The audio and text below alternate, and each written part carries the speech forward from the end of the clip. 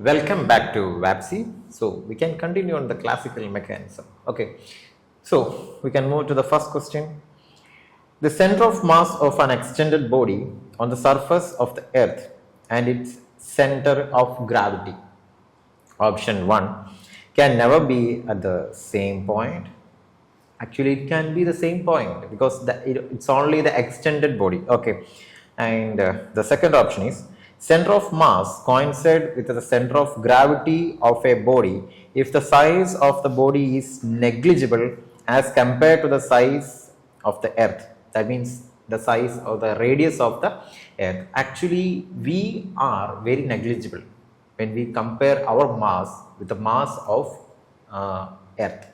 Okay, then it can be say that center of mass coincide with the center of gravity. Yes, actually it can be coincide when the mass is comparably negligible.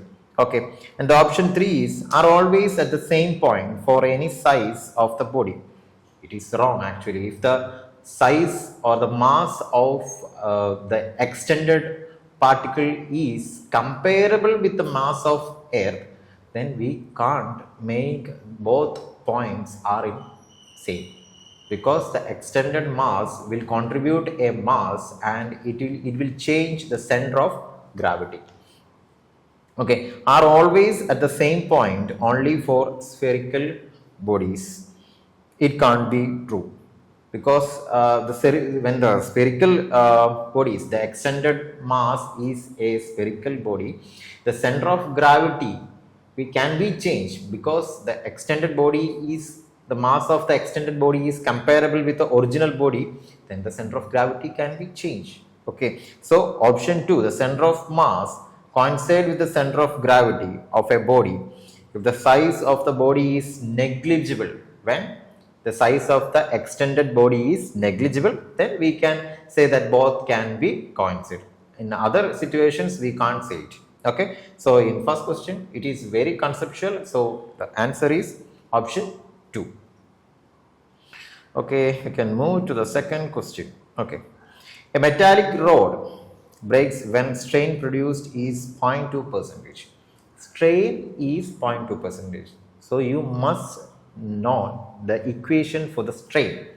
Okay, the Young's modulus of the material of the rod is given 7 into 10 raised to 9 Newton per meter square. Okay, that's the standard value. The area of cross section of the support load, we want to find the area of cross section when it support a load of 10 raised to 4 Newton. That means the force is given and Young's modulus is given and the strain is given. Actually, what is mean by strain? The change in length with respect to original length, and the Young's modulus is also given. We must know the equation for the Young's modulus. Young's modulus Y is given as F into L by area into F by area is the pressure, we know that pressure into L by change in L. So inside the question they have given as 0.2% of strain. That means change in length by original length is 0.2%. Actually 0.2% is what? 0.2 divided by 100. Okay, we can substitute in that, and the force is what in here? The force F is 10 raised to 4. Okay, correct. And length, okay, we can substitute that later. And area, okay, area need to find. Okay, area into changing length is 0.2 by 100. Actually, we can change this L to the denominator of changing L by L. That is 0.2 by 100 because 0.2% of strain is given inside the question. Okay, then we can manipulate as Y equal to 10 raised to 4 by A into 100 divided by 0.2. So Y is equal to 10 raised to 6 by 0.2 A. Actually, we have to find what? Area. So area is equal to 10 raised to 6 by 0.2 Young's modulus, and Young's modulus is what? 7 into 10 raised to 9 is the Young's modulus. So we can substitute that to 10 raised to 6 by 0.2 into 7 into 10 raised to 9. So actually we can take a power to the 2 to make 0.2 as 2. So 10 raised to 2, sorry, 10 raised to 6 divided by 2 into 7 into 10 raised to 8. Is it clear? That means the one power factor from the 10 raised to 9, I am just taking to the 0.2 to make 0.2 into 2. Okay, 2 into 7 is just 14. So area will equal to 10 raised to minus 2 divided by 14. Since 1 divided by 14 is point, you can put a 0, no way, put a 0, then it will be 100. 7 into 14 is 98, then next decimal should be 1. Okay, you can do that division by your own. The answer will be 0.071. That value is to be substituted in here. So the area is 0.071 into 10 raised to minus 2. So we want to check with our options. Actually inside the option there is no options with a point division. So we want to change our answer into 7.1. In order to that, we want to multiply by 100. When we multiply by 100, we also want to divide by 100. So it will be 7.1 into 10 raised to minus 4.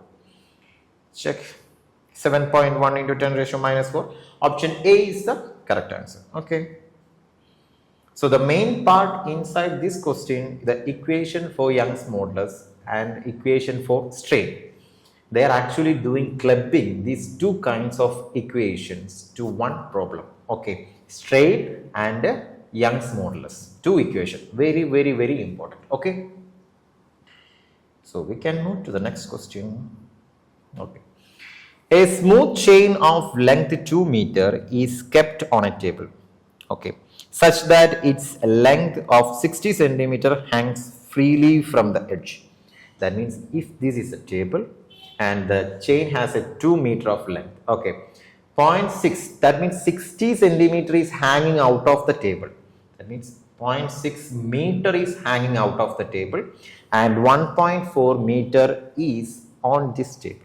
No energy need to place a chain on a table. Okay, the hanging part has an energy. Okay, the total mass of the chain is 4 kilogram. The total mass is given, so easily we can find the mass of the hanging part. Okay, the work done in pulling the entire chain on the table is, actually when we pull the chain, we have to give an energy to pull the hanging part of the chain. Okay, so we only want to bother about the hanging part of the chain. So I will draw the chain for you. If this is 1.4 meter and this is 0.6 meter. Okay, if we want to pull this chain to this position, actually we want to give energy to pull up this 60 centimeter long chain. Okay, but actually they have given 4 kilogram weight of the entire chain. So we want to find what? We want to find the weight of the chain which have 16 centimeter of length. Okay, we can calculate that 4 kilogram is multiplied by 0.6 by 2 meter. Okay, which gives 2 kilogram into 0.6. That is which gives 1.2 kg. Okay, actually 1.2 kg of chain is only hanging. So we only need to bring that chain. Okay, we only need to give energy to take that chain into the table. Okay, so energy need what? This hanging part has a potential energy. It is not moving. So if we want to pull up, we want to give energy for the potential energy to take that part into the table. Okay, so we need to find the potential energy. What is the equation for the potential energy? P is equal to mgh. That is, potential energy is proportional to height. Okay, but in here, see, in here the height of this part is negligible. Okay, and the height of this part is very long from the table. So in these kind of problems, we are actually taking the average of the particles. That means the average of this particle to this particle. That means it gives a height of 0 plus 0.6 by 2 gives 0.3 meter. Okay, so h is defined as 0.3 meter. Okay, then substitute this our standard equation. Potential energy is mgh and m is 1.2 kilogram and g is what 10 and h is what 0.3, which gives 3.6 of joule. Okay, option 1 is the correct answer. Okay. So in here the main part is taking the average of the points, the above the chain and the below the chain. Okay, that is the turning point in this question. Okay, so we can move to the next question. Okay, this question is related to RPM, revolutions per minute. Okay, read the question. The angular speed of a motor wheel is increased from means what? The initial RPM is 1200. That means 1200 revolutions per minute. That means 1200 revolution will made in a single minute. Okay, to 3120 RPM. That means the final RPM is 3120 RPM. That means 3120 revolution per minute. Okay, is made in 16 seconds. Okay, the time duration is given. So this question is very direct. The angular acceleration of the motor wheel. We know that angular acceleration is a change in velocity by the time period. So in here the revolutions are made given. So and look to the options. In all options it has a term of pi. So where does the pi comes? Okay, we need to change the quantity of the perimeter to the pi. That means a single revolution is nothing but 2 pi. Okay, we can do that. 1200 RPM. What is mean by RPM? Revolution per minute. And see, the unit of the options are in seconds. So we need to change RPM to RPS, revolution per seconds. In 60 seconds, actually 1200 revolution made. So in 1 second, 1200 divided by 60, which gives 120 by 6 is nothing but 20 revolution per seconds. And 3120 divided by 60, which gives 312 by 6, which gives 52 RPS. So change in RPS is 32 and divided by seconds in 16 seconds divided by 16, which gives 2. But there is no options 2. That means we want to change that 2 revolution into a radian. 1 revolution which gives the entire angle. The entire angle is 360 degree. The entire 360 is 2 pi. So 1 revolution is nothing but 2 pi in radian. This one to studied in mathematics. Okay, 1 revolution is 2 pi. Okay, in radian. Okay, in degree that is 360. Okay, so just multiply that 2 by 2 pi, which gives 4 pi in second square. That means angular acceleration. Simple. So 4 pi radians per second square. Option 4 is the correct answer. Okay. Okay, then we can move to the 5th question. Okay. Equation of a displacement is given. We can read the question. The displacement of a particle executing simple harmonic motion. In simple harmonic motion, particle will come to the mean position after when it reach a maximum position. That is called a amplitude. Okay. Is given by a equation x is equal to 3 sine of 2 pi t plus pi by 4, where x is in meter and t is in seconds, standard units. Okay, the amplitude and the maximum speed of the particle is, we have to find the amplitude.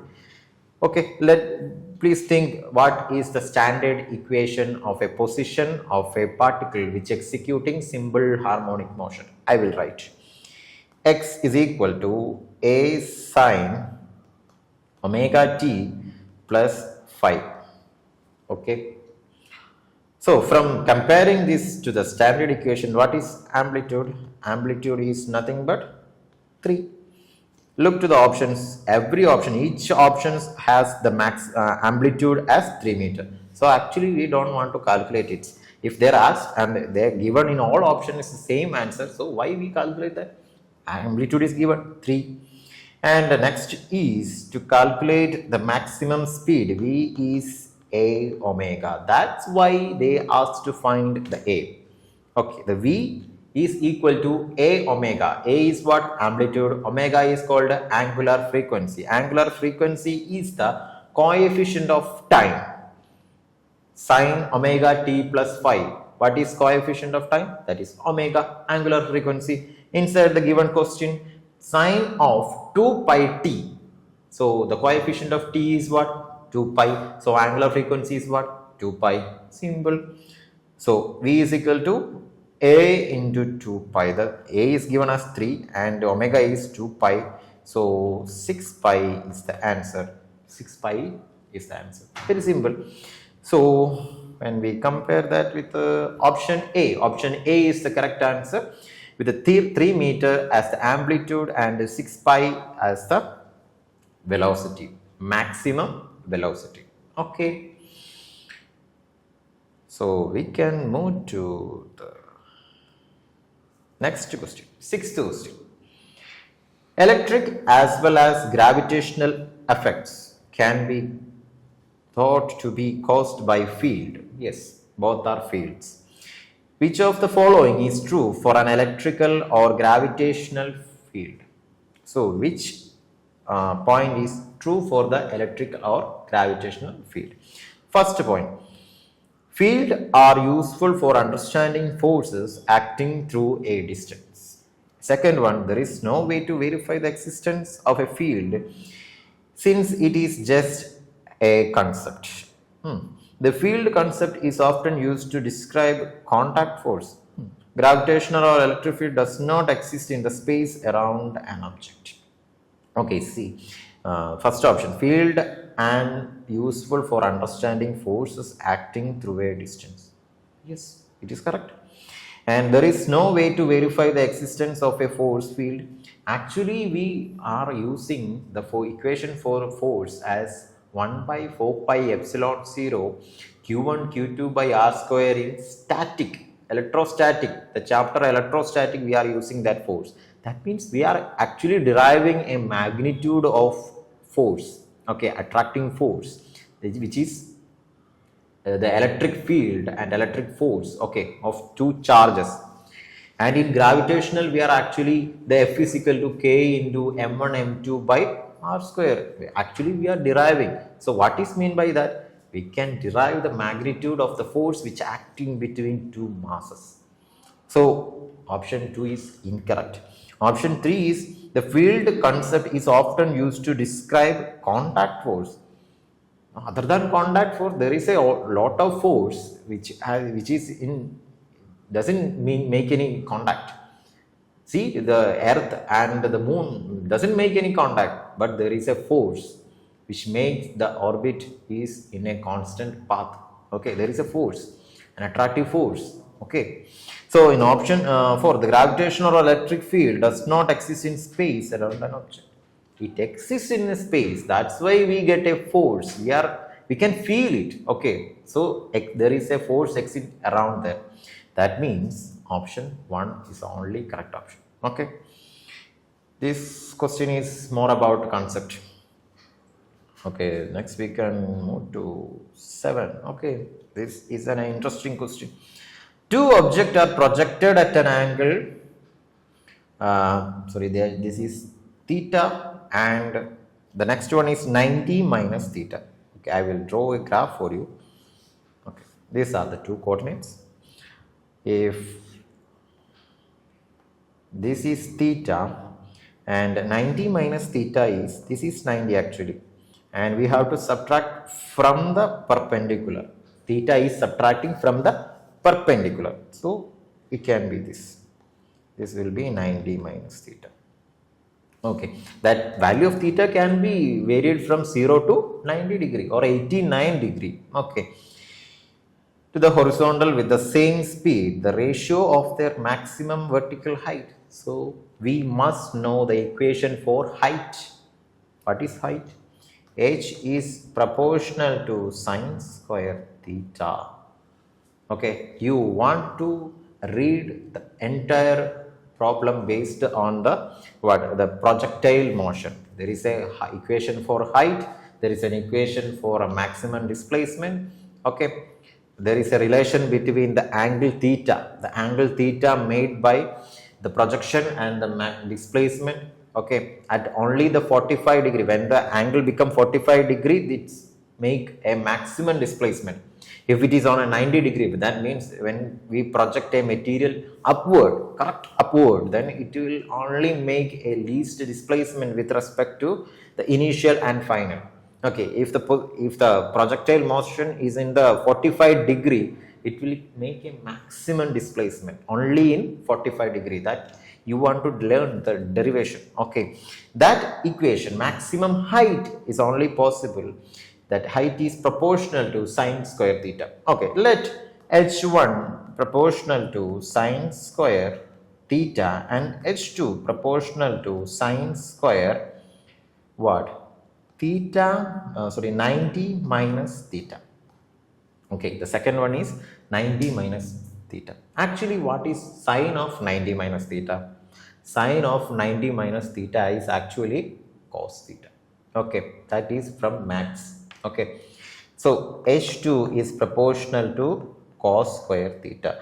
So h1 by h2 is equal to sine square theta divided by cos square theta, which is nothing but tan square theta. So h1 by h2 is tan square theta by 1. That means tan square theta is to 1. Which option is correct? Option 2 is the correct answer. Okay, so the main concept in here is height is proportional to sine square theta. What is theta? The angle from the horizontal line which the projectile motion is happening. Okay, 8th question. We can move to the 8th question. A car is moving in a circular horizontal track of radius 10 meter with a constant speed of 10 meter per second. Okay, radius is given as 10 meter and speed is not velocity. Okay, 10 meter per second. A bob is suspended from the roof of the car by a light wire of length 1 meter.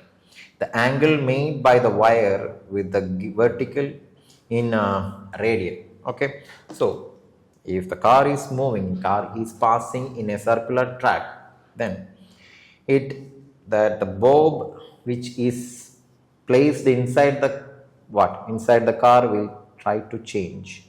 It will focus on the gravitational field. Okay, that means if this is the direction in which initially the bob is placed, when the car gets tilted, the bob is also get tilted by an angle from the perpendicular made inside the car. Okay, so I will draw. This is the perpendicular made in the car. Okay, see, if this is the bob is actually tilted to an angle theta. Okay, and see, the radius of the track is 10 meter and the speed is 10 meter per second and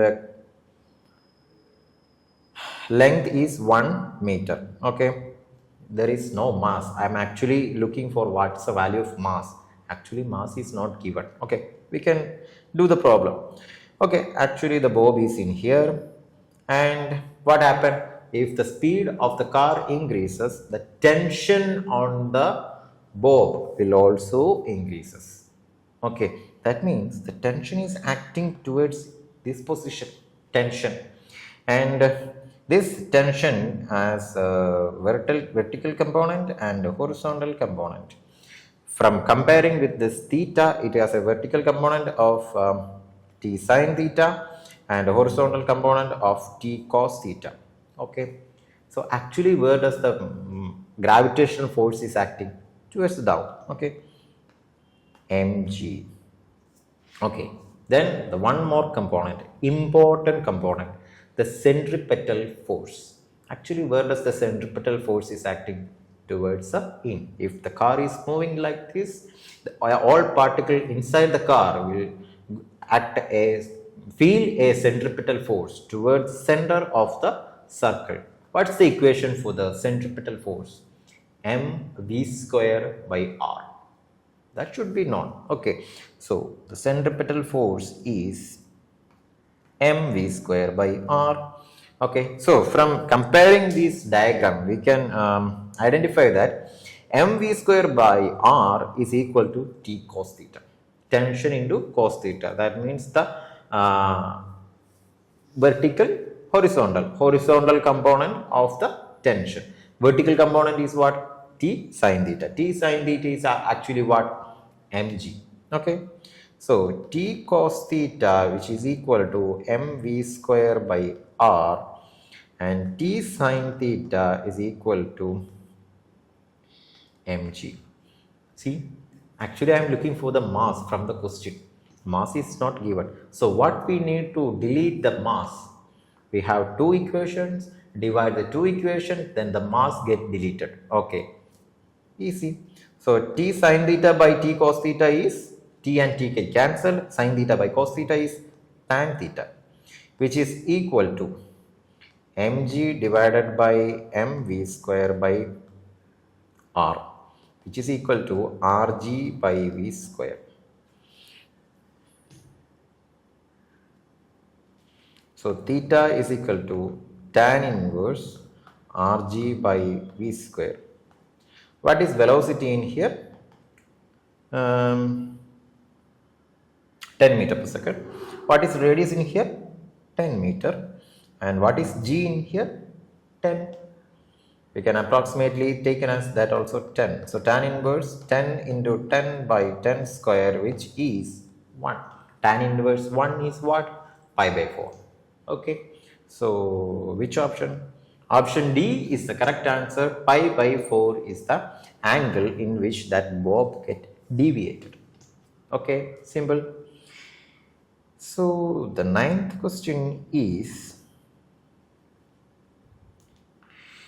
two masses of 5 kg and 3 kg. See, two masses are suspended one by one. Okay, not separated, one by one. Are suspended with the help of massless inextensible string as shown in figure. When the volt system is going upward with the acceleration, that means the volt system is going upward. Okay, that means against gravity. So force will increase, our weight will increase, the body weight get increased when we go upward with a force. Okay, when we go upward with an acceleration, our body weight get increased. That will we can feel that in a lift. When we go upward, we can feel that our body weight is gradually and negligibly increased. We can feel it actually. When we go down in a lift, we can actually feel that our body weight is decreasing. In space, there is no body weight. Because what? Why? There is only mass in space. Okay, there is no weight in space. Why? There is no gravitational field. Gravitational force of attraction, that means the gravitational g, that is an acceleration. When we are in an accelerated field, we get feel of weight. Okay, that means when we are going upward, the gravitational acceleration is already is there, is acting downward, and when we are going upward with an acceleration, that acceleration, the total acceleration on our body get increased. Okay, so g plus a is the total acceleration. We can write that a dash as g plus a, that is the total acceleration. And what is the main question? The value of T1, tension 1 is on upper side of the 5 kg. That means the string above 5 kg is the actual string which hold the mass 5 kg and 3 kg. The tension 1, the first wire is actually holding 5 kg and 3 kg. So total weight experienced by the T1 tension, T1 string is what? 8 kg. So T1 is 5 plus 3 into G plus A. G is 10 and acceleration to upward is 2, that means 12. So 8 into 12, it actually 96. In option, approximately third option is the correct answer. 8 into 10 plus 2. Okay, so actually they have given the G as 9.8. We have taken as 10, so we need to change that. If we need to changing 10 to 9.8, actually 8 into 11.8, that is 94.4. okay, there is no error now. 94.4 Newton. Okay, so we want to carefully read the question. Inside the question they have given as 9.8 meter per second square. From the previous examples they have given as G as 10. Okay, so we want to carefully read the question. And the 10th question. 10th question is very simple. That is more related to their lab experiment, Vernier scale. Okay, the Vernier scale of a traveling microscope has 50 divisions. So the Vernier scale division is 50, which coincide with the 49 main scale division. If each main scale division is 0.5 mm, that means one main scale division is 0.5 mm, millimeter. Okay, then the least count of the microscope. We can apply the direct equation for the least count. What's the equation for least count? One main scale division divided by least count LC is equal to 1 main scale division MSD divided by 1 Vernier scale division, which is equal to 0.5 mm divided by 50. Actually 0.5 divided by 50 is what? 0.01 mm. Option 1 is the correct answer. Simplest question. Okay. Now we can move to the 11th question.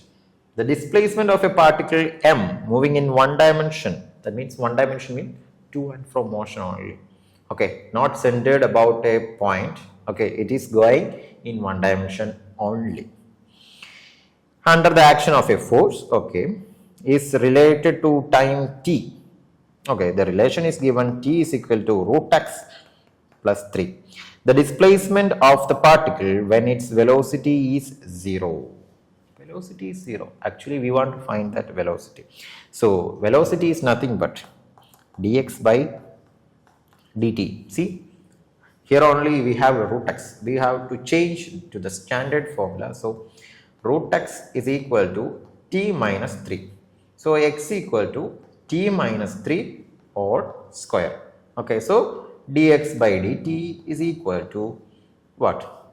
2 into t minus 3 into dt by dt. dt by dt is nothing but 1. Okay, there is no coefficient of in there for t. So, we can stop by this. So, 2 into t minus 3. They are actually saying what? Velocity is 0. So, 2 into t minus 3 is 0. So, t is equal to 3. Actually, they are saying, indirectly giving the time t is equal to 3. We have to find the displacement of the particle when its velocity is 0. Velocity is 0 when t become 3. When t become 3, what is displacement? Displacement x is given as t minus 3. This equation, t minus 3 all square. When t is equal to 3, 3 minus 3 is 0, 0 square is 0. So, option 4, 0 is the correct answer. Okay, bye. Thank you.